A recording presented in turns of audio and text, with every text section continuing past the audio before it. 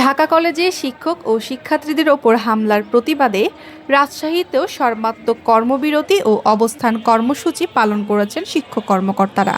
রাজশাহী সরকারি কলেজ, মাদ্রাসা এবং বিসিএস শিক্ষা ক্যাডারের আওতাধীন অফিসগুলোতে সকাল থেকে চলে কর্মবিরতি।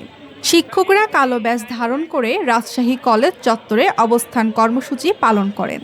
এ সময় সকল ক্লাস, পরীক্ষা, প্র্যাকটিক্যাল ও প্রশাসনিক কার্যক্রম বন্ধ রাখা হয়।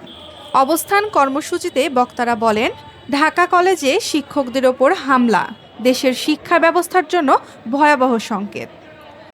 আমরা পূর্ণ দিবস কর্মবিরতি পালন করছি।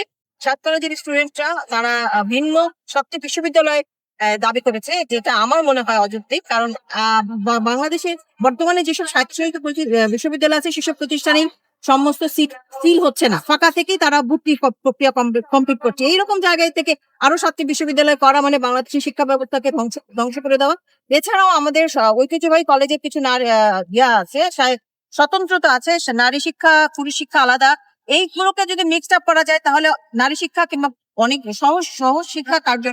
সহশিক্ষা যেটা সেটা ব্যাহত হবে।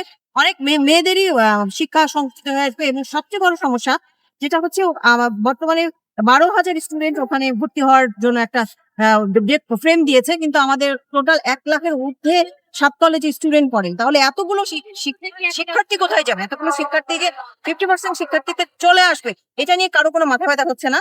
আমাদের প্রত্যন্ত এলাকা থেকে যে শিক্ষার্থীরা ঢাকাতে গিয়ে সেটেল হয় বিভিন্ন রকম স্বপ্ন নিয়ে পড়াশোনা করে, তারা এখান থেকে তারা বঞ্চিত হবে।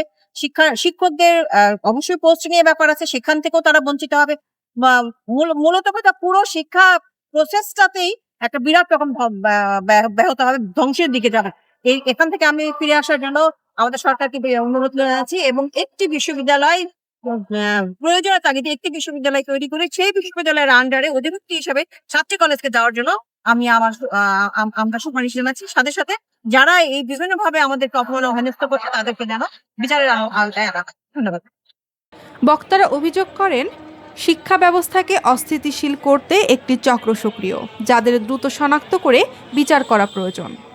অবস্থান কর্মসূচিতে রাজশাহী কলেজের অধ্যক্ষ প্রফেসর মোহাম্মদ জহুর আলী, উপাধ্যক্ষ ডক্টর মোহাম্মদ ইব্রাহিম আলী, শিক্ষক পরিষদের সম্পাদক ডক্টর মোহাম্মদ সিরাজ উদ্দিন সহ অনেক শিক্ষক কর্মকর্তা উপস্থিত ছিলেন।